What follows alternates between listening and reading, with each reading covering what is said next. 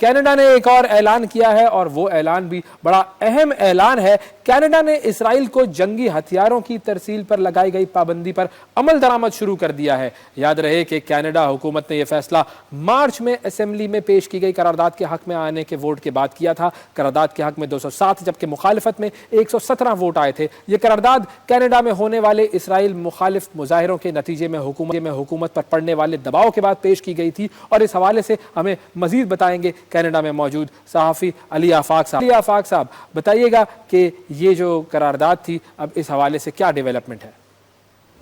جی اویس، سالانہ اربوں ڈالر کا فوجی ساز و سامان اسرائیل بھیجنے والے کینیڈا نے غزہ پر جارحیت کے بعد سے اس میں بتدریج کمی لاتے ہوئے اب ہتھیاروں کی ترسیل مکمل طور پر روکنے کا اعلان کیا ہے۔ اسرائیل کو ہتھیار فروخت کرنے والے 10 بڑے ممالک میں کینیڈا سر فہرست ملک رہا ہے۔ 2022 میں $21 ملین مالیت کا فوجی ساز و سامان اسرائیل کو بھیجا گیا، جبکہ 2021 میں $26 ملین کے ہتھیار بھی فروخت کیے گئے تھے۔ تاہم اب کینیڈا کی وزیر خارجہ میلانیا جولی نے اسرائیل کو ہتھیاروں کی ترسیل روکنے کی تصدیق کر دی ہے اور کہا ہے کہ غزہ کے زمینی حقائق یہ بتاتے ہیں کہ اسرائیل کو ایسا کوئی سامان نہیں بھیجا جا سکتا جس کے فوجی استعمال کا امکان ہو۔ اویس، میں یہاں یہ بھی بتا دوں کہ کینیڈا کی وزارت خارجہ کی جانب سے ایک بیان جاری کیا گیا ہے جس میں کہا گیا ہے کہ 8 جنوری سے حکومت نے اسرائیل کو ہتھیاروں کی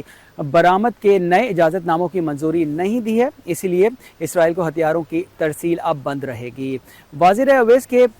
اس بیان میں یہ بھی کہا گیا ہے کہ 8 جنوری سے پہلے منظور شدہ اجازت ناموں پر عمل کیا جائے گا، کیونکہ انہیں منسوخ کرنے سے کینیڈا اور اس کے جو اتحادی ہیں ان میں جو ان کے تعلقات ہیں ان میں خرابی کا خدشہ بھی پیدا ہو سکتا ہے۔ اویس، یہاں یہ بات غور طلب ہے کہ اسرائیلی وزیر خارجہ کارٹنر نے کینیڈا کے اس فیصلے کی شدید الفاظ میں مذمت کرتے ہوئے یہ بھی کہا ہے کہ ہتھیاروں کی ترسیل کی بندش کا جو عمل ہے اسے حماس کے دہشت گردوں کے خلاف اسرائیل کے اپنے دفاع کے حق کو مجروح کیا جا رہا ہے۔ اسرائیلی وزیر خارجہ نے دھمکی آمیز لہجہ اختیار کرتے ہوئے کہا ہے کہ تاریخ کینیڈا کے اس اقدام کا سختی سے مواخذہ کرے گی۔ دوسری جانب دیکھا جائے تو امریکی سینیٹر برنی سینڈرز نے کینیڈا کے اس اقدام کا خیر مقدم کرتے ہوئے سوشل میڈیا پر اپنی پوسٹ میں لکھا کہ غزہ میں انسانی تباہی کو دیکھتے ہوئے، جس میں وسیع پیمانے پر اور بڑھتی ہوئی فاقہ کشی بھی شامل ہے، امریکہ کو اسرائیلی وزیر اعظم کی جنگی مشن کو نکیل ڈالنے کی اشد ضرورت ہے۔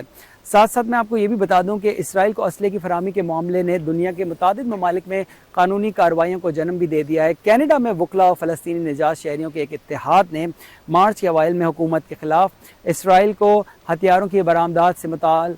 سے معطل کرنے کے لیے شکایت بھی درج کرائی تھی۔